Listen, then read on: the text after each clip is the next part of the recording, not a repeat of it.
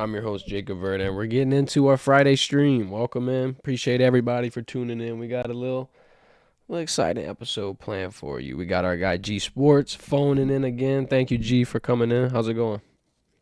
Good, man. Good. Glad to be ready for the weekend, man. Yeah, we gearing up. We got Friday. Pat McAfee calls it the Feel Good Friday. We got some feel good stories to talk about. It's always good to see people from LSU succeed, whether it be, students, athletes, coaches, just in general, the close knit family, community. It's always good to see somebody, not only accomplish their dreams, but also continue to push the excellence of the brand. I feel like when you see a Malik Nabers or a Jayden Daniels, or I mean, even, let's use Joe Burrow and Justin Jefferson for the millionth time.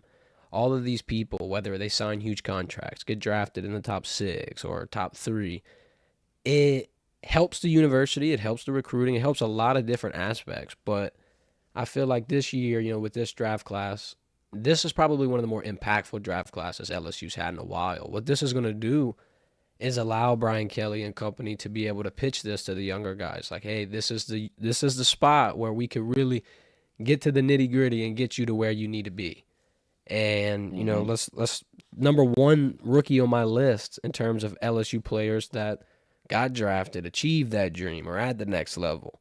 Malik Nabers. I feel like he is almost the perfect embodiment of an LSU athlete. Like we mentioned him on Wednesday's stream, just how he's able to stick through the adversity and let that chip on his shoulder move and direct him towards success. There's not a lot of people that can handle those type of moments, those type of adversity filled uh, spots in life. But I think some of these guys that got that call and got to hear their name get announced by the commissioner and got that jersey and got to walk across that stage, I think they're going to carry the torch here, so to speak. And I think LSU's future is in good hands. And I'm excited to, not only see these guys play on Sunday. I mean, let's mention another rookie, Maason Smith. That'll be huge to see someone that we've watched go from, a young guy just kind of figuring out his way in the football world, and then now he's like the star athlete. He was the number one recruit. Now here he is on Sundays,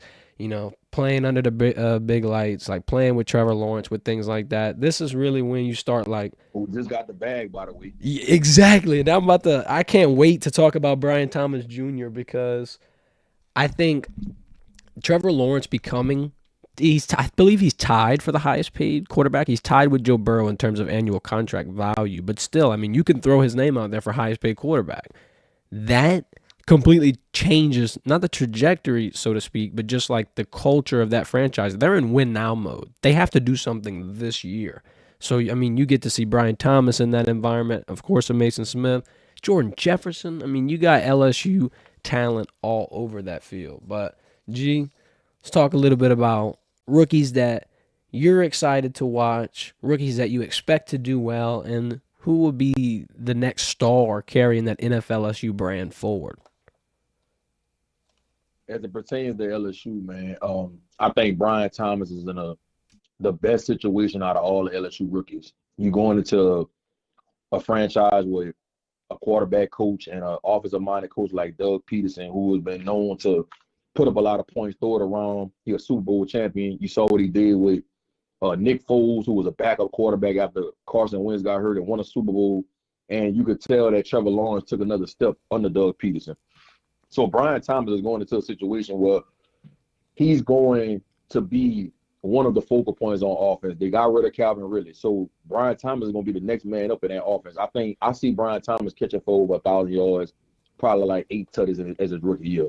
I agree. Maason Smith on the Jaguars, on one of his teammates for the Jaguars. I think he's in a great situation because Ryan Nielsen, who's a D-line guy, is the defensive coordinator with the Jaguars. If you go back to his days with the Saints, he did a phenomenal job with that D-line with the Saints. I think about somebody like Carl Granderson, who went undrafted from Western Michigan. He turned Carl Granderson into a monster. And you see him just get the bag with the Saints last offseason. So I just think Maason Smith is going to do a great job with somebody like Ryan Nielsen, who was the DC. And then his teammate, Jordan Jefferson, is going, you got somebody familiar with you in that room.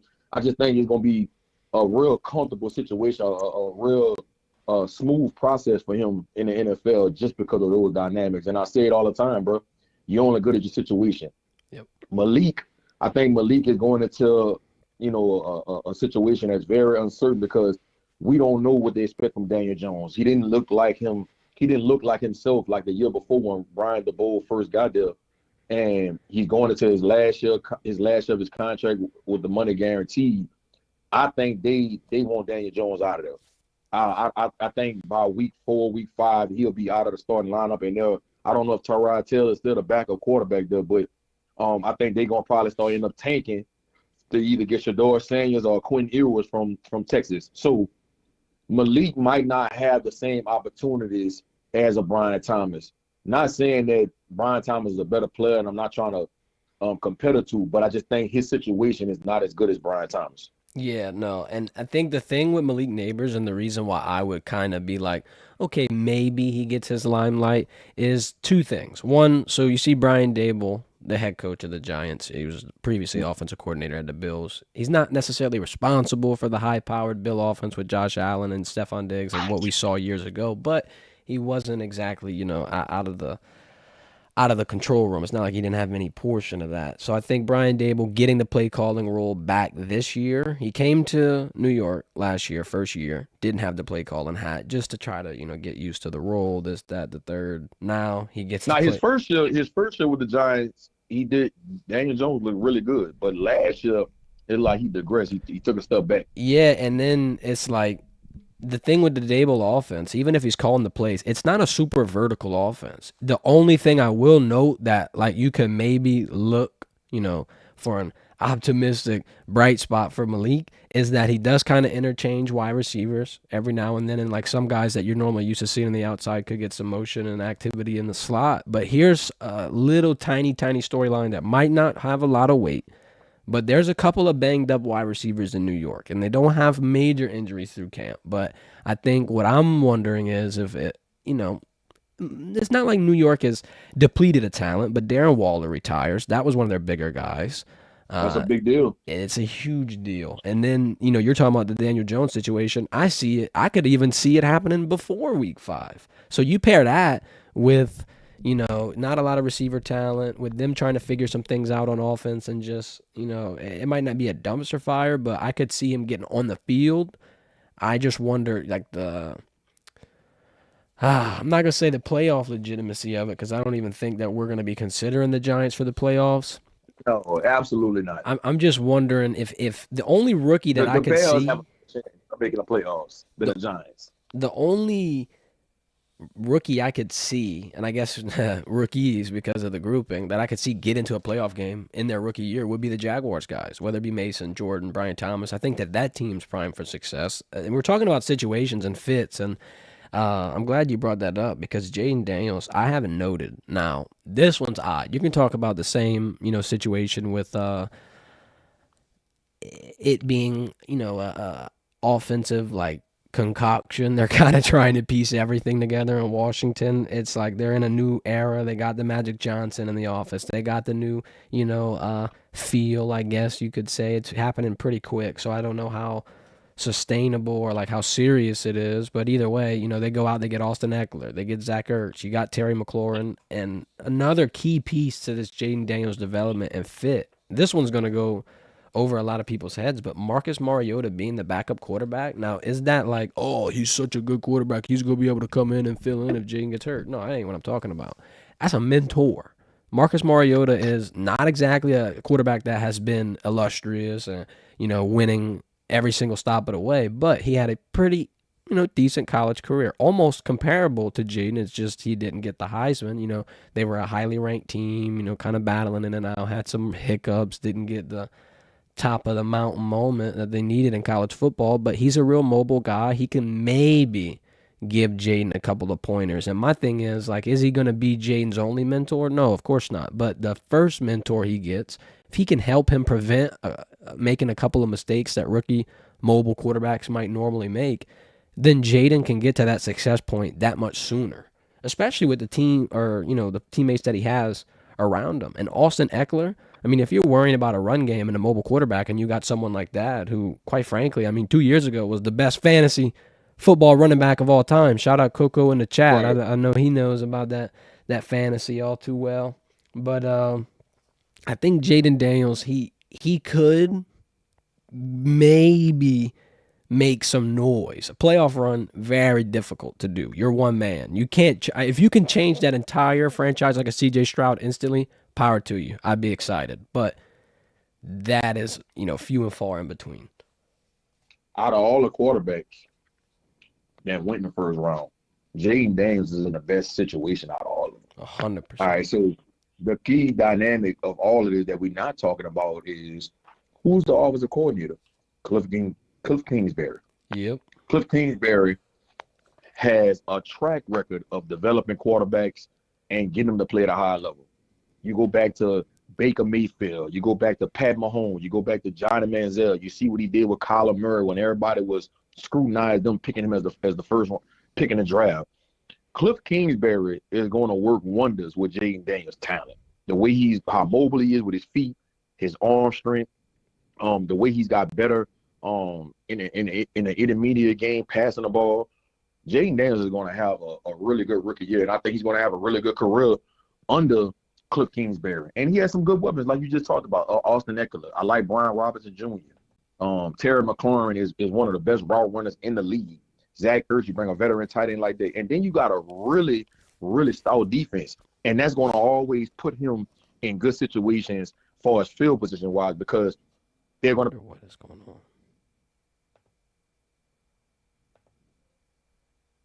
Okay, I think we're back. We might be back on. Let me make sure. It's never a live stream without one network disconnection. I'm sorry. We're going to figure it out. We're going to keep rolling with the punches. We're talking about Jayden Daniels' situation, making a note of he's playing the Cowboys. He's playing the Eagles. Now, does that mean he's going to win those games? Not necessarily. I'm a big guy on, sharpening iron with playing teams that, like we're saying, competing for playing spots, competing for potential NFC championship berths. If Jayden Daniels can get the rub against those teams early, then yeah, he could make something shake. That's a guy that we seen it last year. Doesn't need everything to be going right for him to be able to have a chance. He's a very, very big, playmaker, and I think that he does have the best situation at every rookie quarterback. He's going to have a lot of help in terms of that defensive side. Like if they still had Montez Sweat and Chase Young, I'm sitting here thinking, yeah, locks, give him 10 wins. That's probably the only thing. Good players. Think about it. They still got Deron Payne, Jonathan Allen. They brought in Bobby Wagner. That's a big deal. Yeah. I like their cornerback situation with Benjamin St-Juste and Emmanuel Forbes, who was their first round pick from Mississippi State. Their two safeties, Percy Butler, UL, coming into his second year. Jeremy Chin, they just brought in as a rookie last year or this year. I think if I'm not mistaken, they got some good players on it, and then they brought in Dante Fowler too, another pass rusher. Like they're gonna be formidable on defense, bro. Like they gonna stop some people. They're gonna create turnovers. They're gonna put Jayden Daniels in great situations to be able to flip that field position, bro. That's why I think I can see the Commanders getting him as a wild card. Now that's contingent they don't have any major injuries. Yeah. I'd be way more excited if they did have look, I know the Saints fans are happy with the Chase Young signing. I don't know how that's going to pan out. You got the neck surgery, you got this, you got that, and he had a little rough spot in the Super Bowl and then the end of the playoff runs, but that's kind of hard to throw somebody in a scheme and expect instant results. That's why he signed it to a 1-year deal. Yeah, I feel like they're in that limbo year where it could really go either way. And I think the Commanders are definitely in prime position to have at least, I was about to say a second place spot, but you do have the Cowboys and the Eagles. The Eagles are one of the leaser teams I'm worrying about in those two. The Cowboys are probably going to have the better year, but then again, the Cowboys always get everybody's hopes up, and then right at the last minute, right when you're thinking they're going to do something. So the Cowboys, you got to think about it now. They lost Tony Pollard, right? You lost your best offensive lineman in Tristan Smith. So those two dynamics on offense, look, now Dak got to watch his blind side now. So I just And I know they drafted the kid from Oklahoma, but we don't know what that kid gonna be. Exactly. We don't know. You know, some offensive linemen coming to the NFL and they struggle early. We just don't know how it's gonna pan out. I would not be surprised if the Commanders, I'm not saying they're gonna win the division. I would not be surprised if they beat the Cowboys and put themselves in a situation where they could end up finishing second in that division, which could ultimately give them a wild card spot. That would be the Jayden Daniels height that we would be pushing out would be insane. Because then you would have make the LSU brand get even bigger. Because now, don't get me started. Because now I'm thinking, let's say Jayden Daniels climbs to the top of the NFC. Let's say the highest paid quarterback. Nah, we're not talking about Trevor Lawrence. We're talking about the OG highest paid quarterback, Joe Burrow, climbs back to the top of the AFC.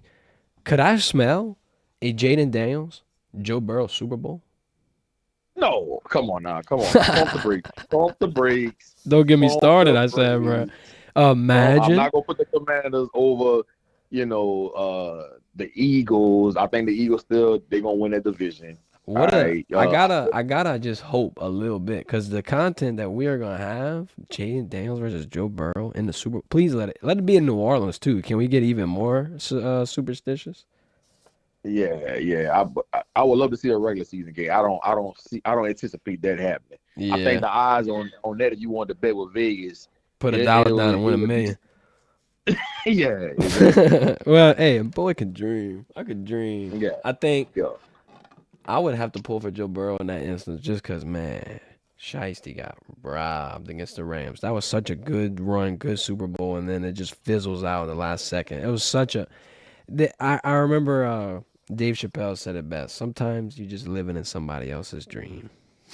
Yep. Sometimes it's just somebody else's moment. But before we break down and move on, go toward our next segment, I do want to mention one more rookie, one more – little patch of notes I got on here. We talked a little bit about Maason Smith and that Jaguars team, but I do want to know a couple of things about Maason and why I think that transition to the NFL is going to be a little sweeter than a lot of people are expecting. First things first, this is the obvious. Pro-ready build. Biggest D lineman. Longest D lineman. I could argue at that size, the fastest D lineman. So you pair all of those things. He's got the pro-ready build to be able to actually play on Sundays. The second part of this, we're going to keep it, real snappy. But the second year of his recovery, he's going to be a little more comfortable. He's going to get a little more back in gear. Last year, you saw a little bit of a, at times it's a give and take. Sometimes, especially getting into a new position, sometimes you're going to have to, have a slower start. Sometimes you're not going to be able to be that same quick twitch, big D lineman moving all over the field laterally, up and down, all kind of ways. I think this year, he gets a little bit more development. He gets a little bit more attention and advice. He's around a lot of, guys in similar spots. And I'm not saying Arik Armstead and him are twins, but it's cool to see him around somebody that had that similar development and career path. And I'm interested to see what he does with consistent positional coaching, with the recovery continue to progress. And all in all, I just really don't see a world where, you're going to have to worry about him in the trenches. I feel like that is not necessarily a given. And I know a lot of people might be looking at me sideways for saying this, but all I can say is just wait and see. And that's a key point you just bring up. Having somebody like Arik Armstead, who has been one of the better interior linemen in the NFL over the last 4-5 years, he's going to be somebody that Maason is going to watch and see how he does things and learn how to be a pro. And I can see Arik Armstead mentoring him. And all this plays a part into you being a good football player in the NFL. Man, you need a good veteran to show you the way. And then, like I said, man, having somebody like a D coordinator that's a D-line guy named Ryan Nelson, who was in New Orleans for a number of years, him and Maason are going to be able to relate to the boot to some degree. I just think all that's gonna play a factor in his maturation process, man. And the good thing about it, he's not gonna come in and be a day one starter, right? He's gonna be a rotational guy. He's gonna be able to learn. And I think ultimately you see him getting better and better, and then you start seeing him hitting his stride maybe around week 10, week 11. Now he's getting more snaps. Then you go into year 2. Now he's possibly fighting for a starting job. I think that's realistic expectation for Maason Smith. Yeah, and then it's beautiful, really, because it's like this really is the pinnacle of believing in yourself, buying in yourself. A lot of people are wondering. I've seen a lot of the reactions. And look, I'm gonna hurry up and pause this and say, you really shouldn't go on Twitter and read some of the reactions and expect them to be, you know, uh, normal and realistic. And like the Mhm. reactions from most people are insane, to put it bluntly. But you see a lot of people questioning the decision for him to leave and go to the NFL. I think he's going to answer a lot of those questions rather quickly if he hadn't already. Second round stock, nice contract, great spot. We're talking about development, and we're already hypothesizing him getting on the field in the first year plus starting in the second. And I think that if people would have understood that and the potential and just seen the real big picture of things, I don't know. I think that the tune would have been changed. And don't write off his teammate that got drafted to the Jaguars too, Big Jordan Jordan. Jefferson. I think he's gonna have an opportunity to rotate in at that nose tackle position. Yeah, because it's like the beauty of it is, I think at least, if you take, let's say you take the shot on Mason, and then you pair him with someone that he's comfortable with, that has ultimately, in my opinion, I feel like Jordan, he responded and adapted really quick given the situation he was in. He came in and he provided great reps. He got in the backfield. He did at times get the pressure, and there's other transfers that came in. There's other 1 year players that came in that didn't have that level of impact. So I'm gonna Right. credit him for that as well, because this all makes me feel, at least, okay, you're doing that at the college level. A lot of people are just thinking college football is cut and dry, as simple as, high school football, this, that, and the third, and they're clearly mistaken. I think that learning an LSU scheme that quick and being implemented into it, especially, look, I know people don't give Matt House that much credit anymore after last year, but he was an NFL-style coach that was similar to an NFL-style scheme. I think these two guys, if they're able to harness that, especially a Jordan Jefferson, that quick, yeah, this next level is going to be a breeze. I think when you're at that high level, SEC football, I might throw Big 12 out there, whatever they're about to get renamed to. But when you're in those conferences, the speed of the game is almost the same. The feel of the game is almost the same. I think really the only thing that changes from the levels is just obviously the platform, the eyes, the responsibility. But for the most part, like what you're learning on a day-to-day basis, I think it can transition and integrate pretty well. I think these guys aren't going to miss a beat for the most part, most of these guys. But yeah, my favorite rookies to watch for LSU going forward. I think the biggest season potentially we could see from Malik Nabers. I just love his big playability. I love his mindset. It's a very, very interesting culmination. I think the one of the things that jumped off the paper to me was just the wide receiver injuries. It kind of popped a light bulb in my head. I'm like, okay, all right, well, next man up. This is the perfect guy to be able to throw out there, especially with Darren Waller retiring. What a left field, news break. Yeah. Second rookie, Yeah. Maason Smith, of course. Third, I'm gonna throw BT out there because that Trevor Lawrence thing, like we said, I mean, you're gonna drop the bag on your quarterback. You're backing the Brinks truck up. You're ready to win. Those two things go hand in hand. You're not paying somebody $55 million a year if you don't think he's gonna bring you to the promised land. So I believe that, I think Trevor Lawrence can end up throwing for 5,000 yards this year. and that would put him in a damn MVP conversation like that. Yeah. Yeah. I mean, Evan Ingram, Brian Thomas, Gabe Davis, Christian Kirk, Travis Etienne, like, bro, you gonna have a lot of options. For sure. I think that this draft class, like I started off this segment with, this could be one of the more, and I know we're looking at a lot of successful draft classes here. 2019's draft class, they go on Joe Burrow and Jay Jett right now are the highest paid quarterback and non-quarterback, so it's hard to argue with that. The next year afterwards, you got Jamar Chase, who's generational talent, and keep going. You got Derek Stingley. You could just keep naming guys. But this year, between Malik Nabers, Brian Thomas, Jayden Daniels, you got a Maason Smith, like we just said, Jordan Jefferson. Also, Mekhi Wingo's in there. There's a lot of guys that could play long careers, be the stars, be the guys, be the cornerstone pieces. It'll be interesting. I think this class is, believe it or not, going to be one we're going to be keeping an eye on for a long time. Right. Let's move into our final segment. We'll keep this show here a little brief on this Friday and get y'all out of here. Next year's draft class, 2025. LSU's got some studs. LSU's got some more guys lined up, ready to go. There could be A couple of names added here, depending on how the season goes, depending on how froggy they're feeling. One of those names, I'm going to give him an honorable mention status in terms of the draft class. It could be Garrett Nussmeier. It probably won't be. Could be. I'd imagine he'd come back. I don't see why he wouldn't. It's a perfect situation. But we'll throw him honorable mention. Number one, everybody knows it. We could all say it at the same time. Harold Perkins Jr. This is probably your best prospect, all in all, in all, in all, in all. And we haven't even seen what he's done with Blake Baker yet. Everyone wants to jump the gun 2 months ago and be like, oh, he's going back inside. We need to just throw him at the quarterback every single time, every single play. Well, putting Harold Perkins in this situation, allowing him to be able to, play into a schematic. I'm not gonna say he wasn't in a schematic role. That's still schematics, getting to the quarterback, understanding your gap, filling your gap, moving around your assignment. But putting him in zone, allowing him to be able to read, use his eyes, that is the difference between Harold Perkins being, elite at the college level to Harold Perkins having that Tyrann Mathieu effect where he could change the game no matter what team he's on, where he's playing, what he's doing. We really just saw the tip of the iceberg with Harold Perkins in his freshman year. Perk 40, getting all over the place, whether it be the Ole Miss game against Jackson Dart or the Arkansas game where he nailed their backup to seal the deal, supposedly with the flu. It's like this kid could do everything. I think his speed, his rushability, it's second to none for sure. But the thing that scares me the most, and it is a positive way because he's on our team and I'm not the offensive coordinator scheming him out. The thing that scares me the most is how Blake Baker can develop that IQ. If you have someone with that talent and you get him to be able to be like, okay, this is when you use it, this is when you don't, this is when you hold back, this is when you go.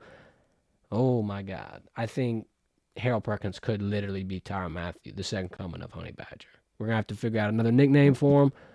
But Perk 4, I believe, is going to be able to actually, be a first round, like 100% first round grade, probably top 10 locked. I'd imagine that goes up if he has that Tyrann Mathieu-esque year. I mean, look, all I'm going to finish off this little tiny, splurge on my soapbox with is that Vegas is giving Harold Perkins Jr. Heisman odds. If you're getting talked about on the defensive side of the ball as a potential Heisman, I'm not saying it's going to happen. Would love to see it. Not saying it's going to happen. You know why that is, though, right? Why? There's talks in the building that he will be playing running back and linebacker this year. A hybrid, like back at the high school level. Yes. So don't be surprised if you see fullback there playing running back this year and having an opportunity to go both ways. Oh, you want to talk about scaring me? We're talking about him having an IQ on the defensive side of things. You're talking about Harold Perkins, big 4, running down. Wait a minute. Just when we thought they gave you a little dose of it in the bowl game. Gave you a little dose. So don't be surprised, Tiger fans, if you see him lining up in the backfield behind Nussmeier. Ooh, damn. Then you really got to give him the Heisman. Scratch what I just said. Then the Harold Perkins Heisman campaign starts. Immediately. The Harold Perkins Heisman campaign just started right now, according to the Verdin Verdict, because that's insane. And I think that's going to even bolster my case for why he's such an athlete and why he's got to be a first-round lock. If your team is considering putting their star linebacker at running back, he's that fast, he's that quick twitch, come on, man. You got a generational talent on your hands. You got something special. And another thing is, by the way, guys, Harold Perkins Jr. is not a small guy. He's honestly way bigger than most people are going to expect. I'd say he's over, 215 pounds. He's definitely over 6'1". He's huge. It's like, it doesn't really do them justice on TV. You got to understand that Harold Perkins, even though he might look smaller because he's playing near D lineman, that running back build he's got, he'll run you the hell over. But we got to stop the comparison of him and Micah Parsons. All right. That's a little big. Yeah, Micah Parsons is about 6'3.5", 240, 250. Harold's about 6'1", 220, 215. So we got to stop the comparison there. I can see they have the same traits as far as like rushing ability and being able to drop in coverage, but as far as the physicality part of it and their measurables is not the same. You did see, though, Anthony Richardson bulk up quick, fast, in a hurry. I think he bulked up 30 pounds, and he's still running like under a 4.6. So if somehow, some way, Harold Perkins can get a hold of that Anthony Richardson workout plan and gain another 20, 25 pounds, an inch closer to that 235 mark, oh, dear God. Oh, dear God. That's all I got to say. 3 words. Next, player or players. I'm going to do this as a duo because I think what you can say about one, you can say about both. Will Campbell, Emory Jones, both big tackles, both could be solid anchors, both guaranteed big money, I would say. I believe, between Harold Perkins, Will Campbell, and Emory Jones, you could argue. I know a lot of people are going to hear me say this and be like, what? You could argue those three players could all go in the top 10. Obviously, this is going to have to be a year where LSU is at the top of the rankings. LSU's turning heads. It's another record-breaking, almost national championship year. But I could really see with the value that they present, definitely top 20. But I could really, really, really optimistically push for Will Campbell, Emory Jones, and Harold Perkins all going off the board within the first 10 picks. Lottery picks for sure, because it's not like you don't have any other options at tackle, but I think these guys are a little bit different than your average big, smart, movable, or actually immovable objects. They've been doing it since the freshman year. And it's like, well, you probably can find some guys who have been doing it 4 years. No, no, no, no. They've been doing it 4 years at the SEC level. So it's kind of hard for me to move them outside of that range. I know that's a pretty big, bold take, but what do you think about it? I think LSU has the potential to have 5 first-round picks, right? That'd be a record. Will Campbell, Will Campbell, Emory Jones. I definitely think they're first-round picks, even though I think Emory will move to guard when he gets to the NFL. I think he's a little short to be a tackle in the league. And then Harold, as good as I think Harold is, I do think he's going to end up being a first-round pick, but I think still a lot has to happen this year with Blake Baker and how he uses him because, like I said, man, he's not as big as people think he is. I mean, we got to stop the Micah Parsons comparison, man. He's not that same. He doesn't have that same kind of physique. So I'm on the fence if Harold will go first round or early second, but I could definitely see him end up going first round if he has a crazy year. Chris Hilton, I just think they're gonna throw the ball over the place, and Chris Hilton's gonna show his athleticism. And when he tests, man, he gonna knock it out the park. He probably gonna have a 40+ inch vertical. He gonna run a 4.3, 4.4. And I think his production on the field this year is gonna be really, really good, like equivalent to like what Brian Thomas on Malik did. Not the same, but something in that ballpark. Kyron, wide receiver 1, everybody knows it. And when if you go off the history of any LSU receiver that's wide receiver 1, they more often than not they go first round, except Keyshawn Booty. But we all know how that planned out, how that went when he was wide receiver. Yeah, that's an asterisk, you know what I'm saying? But that's not something that you see consistently coming out of that wide receiver room at LSU. I think Kyron is focused as ever. Joe Sloan and Cortez Hankton and Brian Keller has been raving about him since spring started. He's getting his weight under control. He's catching the ball consistently. In spring, he showed that he could dominate. And if you went to a lot of the spring practices, you saw that on a consistent basis. Nussmeier, I think that he would have to have a crazier, like he would have to be a Heisman Trophy candidate for him to be a first round pick. Yeah. In my opinion, but I definitely think this will be his last year because you got to remember Bryce Underwood will be on campus in January, and if you know anything about Bryce Underwood, you will know that he's going to have all the opportunity in the world to start as a true freshman. He's that good. I think the writing's on the wall for him to come in as a true freshman and probably start. So I just don't see Nuss coming back after this year unless he just shits the bed. You know what I mean? So but I really think they have a potential to have 5 first-round picks on that team this year. Man, I do think Bryce Underwood is really talented, but I wonder. So if Nussmeier comes back, what would you say? Let's just say, like percentage-wise, I would think it would be in terms of like Nussmeier Bryce. It'd be 75-25 Nuss Bryce, just because of the experience. I'm a big guy in terms of like I want to know that if we're talking about crap hitting the fan, this, that, and the other. If you're on a field on a Saturday night and you're in a situation that we didn't necessarily practice for, I feel like the more experience you got, the more you've been in it, you'll be able to navigate it a little easier. Bryce is definitely more mobile. He's going to be bigger, more explosive. But I want to dial back to what you said about him starting freshman year. What percentage chance you think that he has to do that? Because that would be that shocked me. That would be wild. Yeah, I mean, I just don't anticipate Nuzma coming back. I Right. really don't. I think he's going to have a really good year. Will it put him in the ballpark of being a first round pick? I don't know, but I could really see Nuss having a really good year and being a second round pick. And if he gets a second or third round grade, I could see him leaving.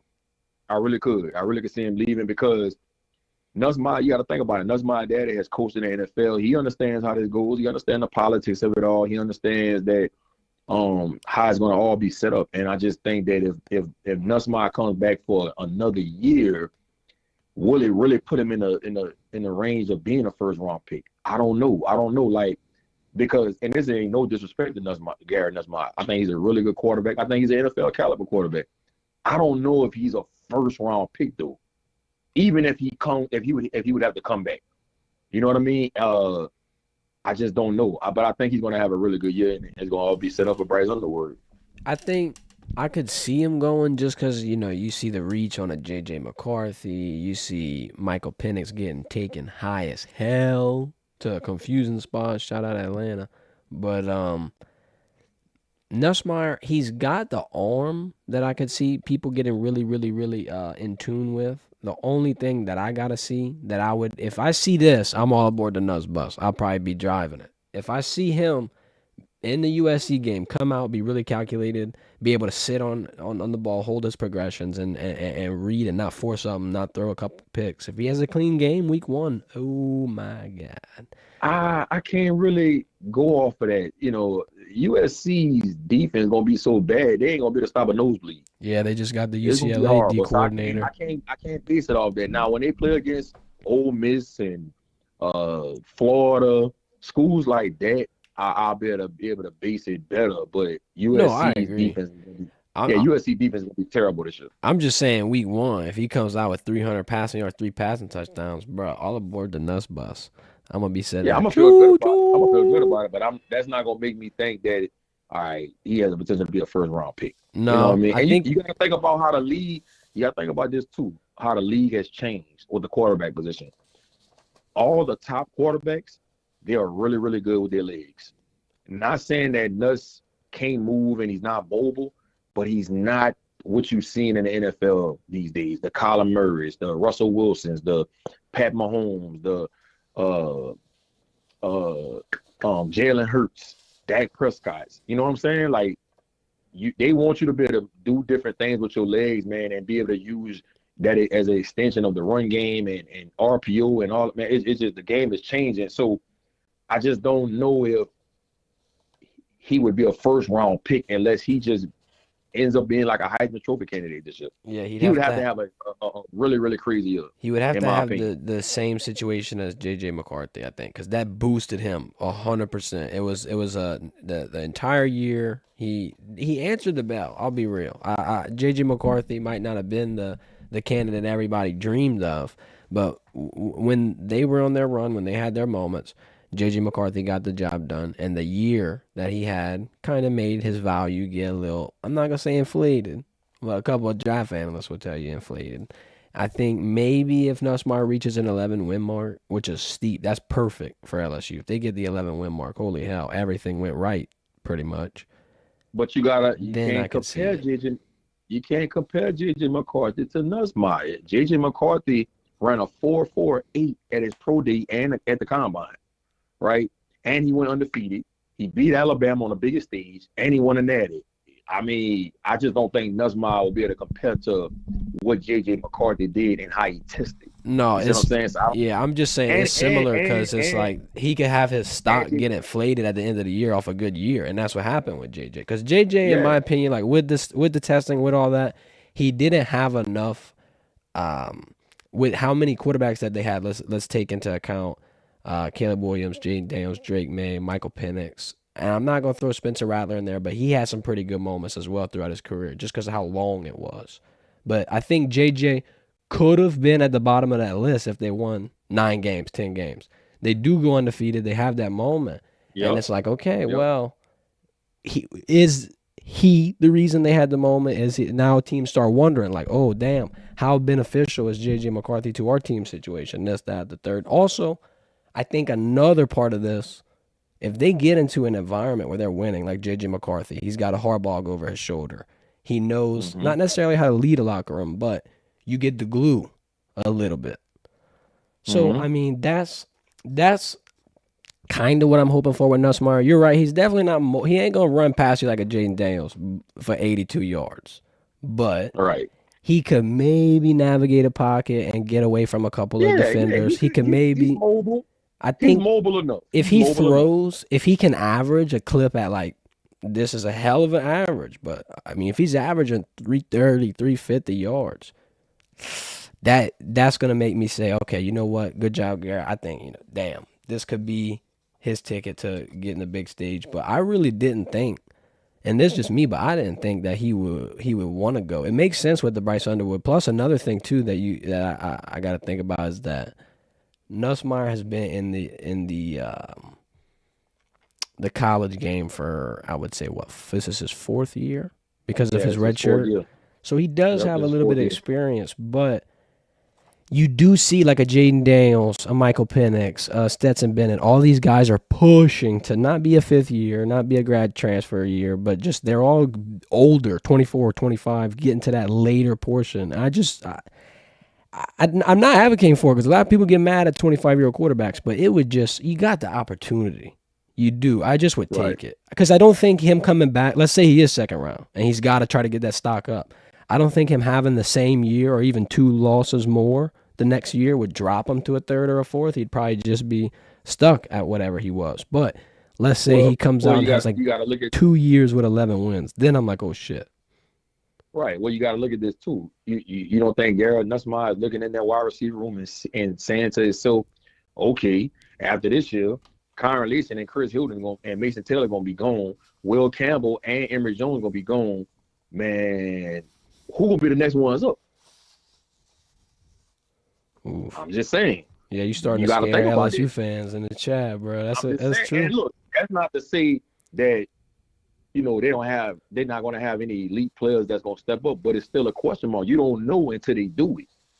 But you know what you're getting from Chris Hilton. You know what you're getting from Kyron Leeson. You know what you're getting from Will Campbell and Emory Jones. You see what I'm saying? So it's like, he knows going into this year he got dudes. Could that the next year when he comes back, you don't know because a lot of these dudes are young and inexperienced. Yeah, that could probably explain the C.J. Daniels, the Xavier Thomas transfers because, like, right now they're going to get utilized very slim. I'd expect the depth chart to go Kyron Lacy, Chris Hilton. More than likely, you'll see Aaron Anderson at the 3 spot. If it ain't him, then maybe C.J. Daniels, Kyle Parker, and Zay will get thrown out there. But when you first saw C.J. and Zay get transferred in and you see that notification pop up across your screen, a lot of people are thinking, oh, well, these are going to be your guys for this year. But, you're talking about all these people leaving. That's a good point. We're talking about, 3 first-rounders this year, potentially 4 to 5 next year. That would put them in a situation where that number 1 recruiting class, this year's recruiting class, they're going to have to perform, and they're going to have to be out there. Maybe that explains those transfer portal hauls, and maybe they get back in the portal, but it's like BK's already said time and time again, that's not necessarily the avenue that LSU really wants to go down just because of the track record of the portal and just like it's not necessarily not the smartest thing, but what I would want at least is maybe just a shot on a big guy. Let's say, Ohio State has a big guy transfer, or you get a big wide receiver candidate. Maybe if they get one big name, they could kind of steer the tide. But now you got me wondering. Let's say LSU gets 10 wins this year. They lose all of those pieces. They lose the Garrett Nussmeier. They lose the Harold Perkins, Will Campbell, Emory Jones, Kyron Lacy. Hell, Chris Hilton goes too.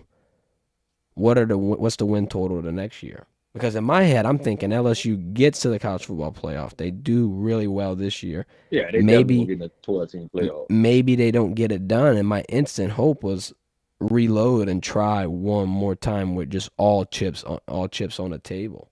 But if you got all these people leaving, that muddies that idea. Yeah, and look, even though it's a question mark if these guys that's behind the dudes this year can do it, they have some elite talent. Like, you got a Tyree Adams who who I think is going to be a really, really good offensive lineman for LSU, man. You got Bo Bordelon. You got Kyrie Lee. You got some guys in that offensive line room that I think is going to be, some elite players, but we still got to see them do it. In the receiver room, I believe Aaron Anderson is going to be a guy. Still got to see him do it. Colin Billiard, Jelani Watkins, Sheldon Sampson. I believe these guys can be elite, but we still got to see them do it. Yeah, we were talking Wednesday about, sometimes recruits just don't pan out. Sometimes things just don't come to the surface until they get out there on the field. Yep. I think that it's a very interesting point LSU's in, because it's like you could really see it going either way. You could see them winning the national championship, and then the moment that I'm really interested in is that reloading period from, I guess now it would be January to February. I was about to say December to January, but with all these games, 6 weeks of college football playoffs, you're going to be looking right early Mardi Gras time. You're going to be checking your phone rapidly, wondering who's declaring, who's transferring, who's popping in and out. The one guy, though, I will see before we end this segment, that I do think has an opportunity to improve his draft stock, and he's on the defensive side of the ball, is Major Burns. I thought that Major Burns looked different in the spring.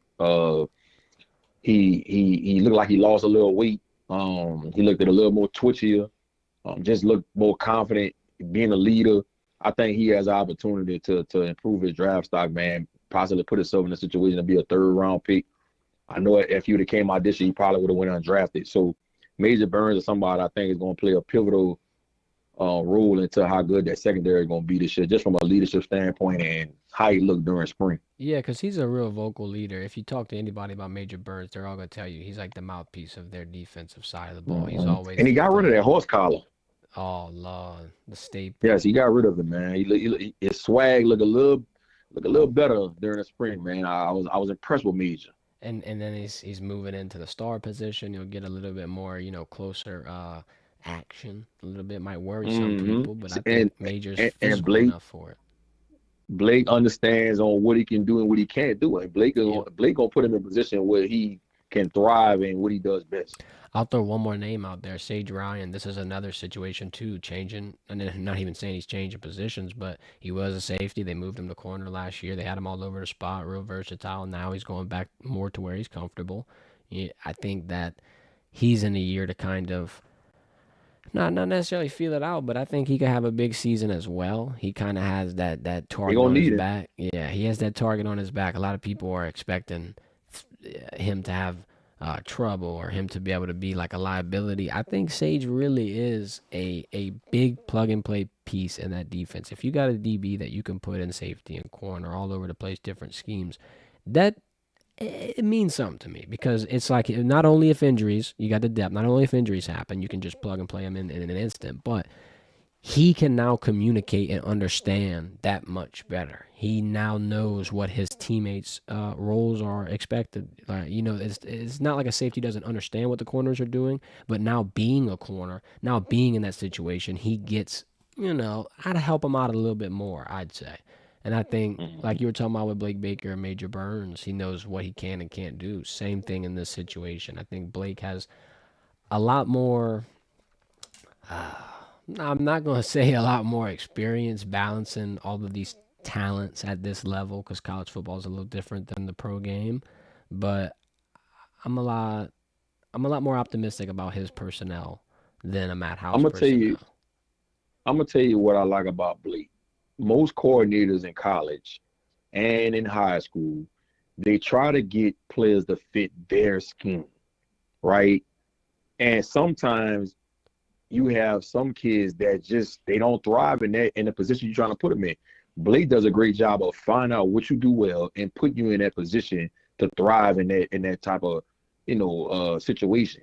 And so that's what he's gonna do with a Harold Perkins. That's what he's gonna do with a Major Burns. Savion Jones. I thought Savion Jones was going to take another step last year, but he didn't. I don't know if it's because he gained too much weight or what happened, but Savion Jones is a talent. I think you see Blake figure out what he does well, and you see a better year from him. That's what Blake does well. If you go back to all his stops, Louisiana Tech, and when he was at Miami, man, he just does a great job of getting kids that okay, you can do this well, we're gonna put you in this position. Versus saying, look, you gotta be able to do this. You see what I'm saying? So I think you see Blake get that defense looking way better than they did like this past year.